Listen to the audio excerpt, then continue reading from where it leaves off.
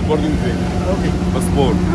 What is up YouTube? ዛሬ የመጀመሪያ ቭሎግ ላይ ሁሌ ቭሎግ እሰራለሁ ብዬ ይኸው ሳልሰራ ስንት ዓመት ሁሌ እቃ ይሞላል ስል ያው እቃውን ጭራሽ ከመሟላት አልፎ ምንም ሊሳካ ስላልቻለ ዛሬ የመጀመሪያ ቭሎግ እና ትናንትና ማልተኛውም ዛሬም ማልተኛውም። ስለዚህ ላይ ወደ 48 ሰዓት ድካም አለና አይኔ ከቀላ ምናምን ያው ምክንያቱ እሱ ነው።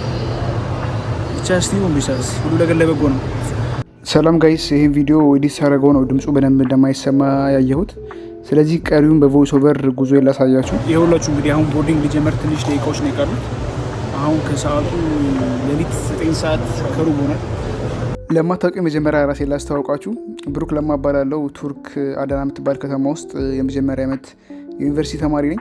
ወደ ቱርክ የመጣሁት በነጻ የትምህርት እድል ነው እና ስለ እሱም እንዴት አፕላይ ማድረግ እንደምችሉ ቪዲዮን ሰራላችሁ ከፈለጋችሁ ኮሜንት ላይ ያሳውቁኝ። ባይዘዌ ጋይስ፣ አሁን ስሄድ ለሁለተኛ ጊዜ ነው። አምና ነበር የሄድኩት እና በዚህኛው መንገድ ግን መሄደው በግብፅ አየር መንገድ ነው እና ትንሽ ሰግቼ ነበር። እንዴት ግብጾቹ ህዳሴ ግድብ ካለቀ በኋላ እንዴት ነው ትሪት የሚያደርጉ የሚለው ነገርም አብረን እናያለን። እዚህ ጋር እንግዲህ የኢትዮጵያ አየር መንገድን ዲዩቲ ፍሪ ለማሳየት አስቤ ነበረ። ዲዩቲ ፍሪው ትንሽ ውድ ናቸው ላይክ ያሉት ነገሮች ላይክ ቱሪስት ላይ ፎከስ ስለሚያደርጉ ያው የተለመደ ነገር ነው። ጉዟችን እንግዲህ ሌሊት ነበረ። አሁን ሌሊት ወደ 10 ሰዓት አካባቢ ላይ ቦርዲንግ ተጀመረ። በዚህኛው ጉዞ ደግሞ ለቤት የሚያደርገው ጓደኛዬ ጋር ነው የምመለሰው። አሪፍ ጊዜ ነበረን። እዚህ ጋር ስንገረም ነበር ሰው እንዴት ነው እንትን ብሎ ይሄ ፎሎሚ ብሎ የሚሆን ሻንጣ እዩ ምን እንደሚያክል ይሄ እንዴት ነው ፎሎሚ የሚሆነው? ወደ ኦፊሻል ፕሌናችን እየሳፈረ ነው። እዚህ ጋር እንግዲህ ወደ ፕሌኑ መግባት ጀመርን ማለት ነው። ወደ መጨረሻ አካባቢ ሲደርስ ኢትዮጵያን ተሰነባበት ነው። አየር መንገዱ ከውጭም ይሄን ይመስላል። እንደዚህ ደግሞ ትራቨል ስታደርጉ ጓደኛችሁ ማሸከም አለባችሁ። እኔ ቪዲዮ ቀርጻለሁ በሚል ተልካሻ ምክንያት ሙሉ ፎሎሚ እሱ ነው ያሸከምኩት።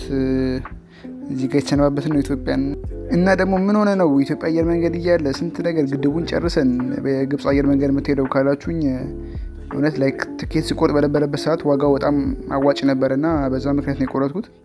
እንግዲህ ተሳፈረን። እዚህ ጋር ግብፅ የመጀመሪያ ግብፃዊ ይህች ነች ማለት ነው ያገኘናት። ከዛም ስንገባ እንክብካቤያቸውን እስቲ ጨምረዋል። ጥሩ ፊት ሰጥተው ነው የጀመሩን። እዚህ ጋም ደግሞ ቢዝነስ ክላሱን ነው እያሳዩ ያሉትና ለራሴ ቃል ስገባ ነበር በቃ እንደምንም ብለን አንድ ቀን መግባታችን አይቀርም በሚል ቃል ገብተናል። እስቲ እናያለን የሚሆነውን እና ደግሞ እስከዛሬ ከሳፈርኳቸው ፕሌኖች ደግሞ ይሄ ለየት የሚያደርገው ላይክ ሶስት ሳይድ የለውም ላይክ 2 ሳይድ ብቻ ነው ያለው እና ጠበብ ያለ አውሮፕላን አለው። ያው ከግብፅ አየር መንገድ የምንጠብቀው ነገር ነው ያው አነስ ያሉ ነገሮችን። ከዛም ቀጥታ ወደ ቦታችንን መፈለግ ጀመርን። ቦታዬ እንግዲህ ወደ መካከል ላይ ነበር። ትንሽ ርቀት ከሄድኩ በኋላ አገኘሁት። እዛ ዞር ብዬ የጓደኛዬንም ሳይ እሱም እዛው ቅርብ አካባቢ ነው የተቀመጠው። ስለዚህ አሪፍ ነው ማለት ነው። ጉዟችንም ሊጀምር ትንሽ ደቂቃዎች ነው የቀሩት። የምሬ ነው ብላችሁ በጣም ከመርከሙ የተነሳ በቃ እንደገባን ነው ለጠልኩትና ስነሳ ራሱ ምግብ አልፎኝ እንደምንም አስመጥቼ ነው ድጋሚ የበላሁት።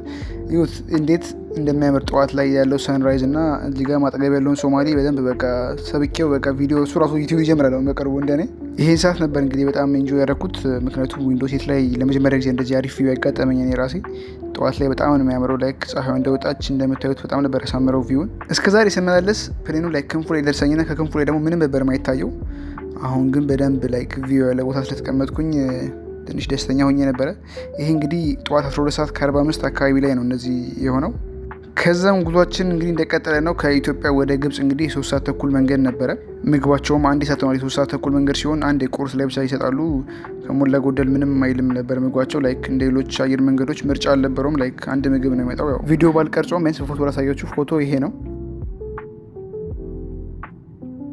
ከ3 ሰዓት ተኩል ጉዞም በኋላም ወደ ግብፅ አየር መንገድ ደረስን። ግብፅንም ከሰማይ ላይ እንደዚህ ማየት ይቻላችሁ። እዛ ጋር የምታዩት ግድቡ በመሀል ከተማ ሲያልፍ ነው።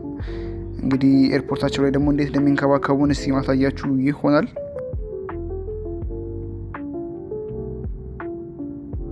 የዚህ ሰዓት እንግዲህ ጠዋት ሻርፕ 1 ሰዓት ከ55 ላይ ነበር እና አየሩም ጥሩ ነበር። እንዳሰብነው ሞቃታማ አልነበረም። መድረሳችንን አረጋግጠናል። እዚህ ጋር ከፕሌን አውርደውም ቀጥታ ወደ ባሳቸው አስገብተው ወደ ኤርፖርት መውሰድ ጀመሩ። እኛም በመንገዳችን ደግሞ ቱርክ ላይ የሚማር ሲኒየር ተማሪ አግኝተን ሰላም አልን። ከዛ የ2 ሰዓት ትራንስሌታችን ጀመረ ማለት ነው። እንግዲህ የግብፅ አየር መንገድ ጋይስ ልነግራችሁ አልችልም። በጣም ትንሽዬ፣ በጣም ጠባብ፣ በጣም ብዙ ሰው ነው ያለውና ለመቅረጽ እንኳን አልተመቸኝም ነበረ። እዚህ ጋር እንግዲህ እኛም ኢትዮጵያዊነታችን በጣም ፈንቅሎ ወጥቶ የማን ኤርፖርት ይበልጣል ብለን በጣም እያነጻጸርን ነበረ። ከምነግራችሁ በላይ በጣም ጠባብ ነበርና በጣም ተጨናንቋል። በተለይ በጣም ብዙ ሰው እንደ ትራንዚት ስለሚጠቀመው የግብፅ አየር መንገድን በሉ እንግዲህ እዚህ 2 ሰዓት ትራንዚት አሳለፍን በኋላ ወይ የግብፅ አየር መንገድ ብለን ወደ አባት ሀገራችን ቱርክ ለመሄድ ወደ ባስ ውስጥ ገባን። የግብፅ አየር መንገዱ ይሄን ይመስላል። ከዛ እዚህ ጋር ደግሞ ወደ ኢስታንቡል ሜዳው አውሮፕላናችን ልንሳፈር ስንል የመውጫ ቪዲዮ ስንቀርጽ አንዱ ሰውዬ መጥቶ ምን ይላል? ከዛም ሰውየውን ተረዳ ነው ለካስ በህዳሴ ግድቡ በጣም በሽቋልና አውቋል ኢትዮጵያዊ እንደሆነን ብዬ አልሰክሳችሁም። ሰውየው ዝም ብሎ ወደ ፕሌን ግቡ ነው ያለን። 2 ሰዓት ተኩል አጠር ያለች በረራ በኋላ ከግብፅ ወደ ኢስታንቡል ኤርፖርት ማረፍ ጀመር ማለት ነው። አጠገብ የነበረው ቱርክ ነበር። በደንብ አሪፍ ጊዜ ያሳለፍን። በአጠቃላይ ከነ ትራንዚቱ ወደ 10 ሰዓት የሚሆን ጉዞ በኋላ ወደ ኢስታንቡል አየር መንገድ በሰላም ደረስን ከማለታችን ግን ጉዟችን ለካስ አሁንም ይቀጥላል። በጣም ብዙ ሻንጣ ስለያዝን ያው በፕሌን ከሄድን በጣም ብዙ ወጪ ስለምናወጣ ይህንን 13 ሰዓት መንገድ እንግዲህ በባስ ለመሄድ ወስነን እዚህ ጋር ትኬታችንን ለመግዛት ሄድን ማለት ነው። እዚህ ጋርም አንድ ጓደኛችንን አግኝተን ቪዲዮ ላይ ታስገቡኝ ብላ ነበር። ገብተሻል ቪዲዮ ላይ ምንም ማድረግ አይቻልም። ከዛም እንግዲህ ይህንን ማርቼዲስ ባሳችንን ይዘን ይህን የ13 ሰዓት መንገድ ሸቀጠጥ ነው ምላችሁ 13 ሰዓት አላልቅ ነበር ያለን። ማታ ተነስተን ጠዋት ለመድረስ ነበር ፕላኑ። በጣም ረጅም መንገድ ነበር፣ በጣም አድካሚ ነበር እንደምታዩት። ከዛም ከ13 ሰዓት ጉዞ በኋላ ደረስን። በጣም ኢነርጂያችንም አልቋል። ምንም በቃ ማውራቱን ላንፈልግም ነበር። እኔም እሱም በጣም ነበር የደከመን። ከ13 ሰዓት ጉዞም በኋላ ወደ ከተማችን አዳና ደረስን በሰላም። ከከተማችንም ደግሞ ወደ ዶርማችን ለመሄድ አጠር ያለች የባስ መንገድ ነበረች። በመንገዳችንም 2 ኢንዶኔዥያን ጓደኞቻችንን አገኘን። እነሱም አገዙን። እንደምታዩት እንግዲህ ከተማችን ከገባን በኋላ ባሳችንን ያዘን። እዚህ ጋር ሰው ሁሉ የምናሳፍር ሰዎች ነን ቪዲዮ ስንቀርጽ። በጣም እንግዲህ ይኸውላችሁ እናንተ ጋር ኮንቴንት ለማድረስ የቱርክ ሰው ሁሉ በቃ እስኪሽኮረመም ነው ቪዲዮ የምንቀርጸው። ከተማ ይበዛው በጣም ነው የሚያምረው እንደምታዩት። በጣም ውሃም አለው ምንም ህንፃውም ምኑም።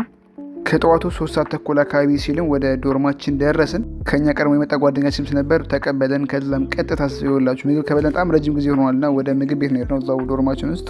ከዛም ቁርሳችንን በርተን ቶሎ ነበር ወደ ረፍት ያደረግነው እና ባጭሩ የነበረውን ጉዞ ይሄን ይመስል ነበር። ከዚህ በኋላ ምን አይነት ኮንቴንቶች ብታዩ ደስ ይላችኋል፣ ምን አይነት ነገሮች ይሰሩ የሚለው ነገር ኮሜንት ላይ ያሳውቁኝ። በቀጣይ ቭሎግ እስከምንገናኝ ድረስ ይመቻችሁ።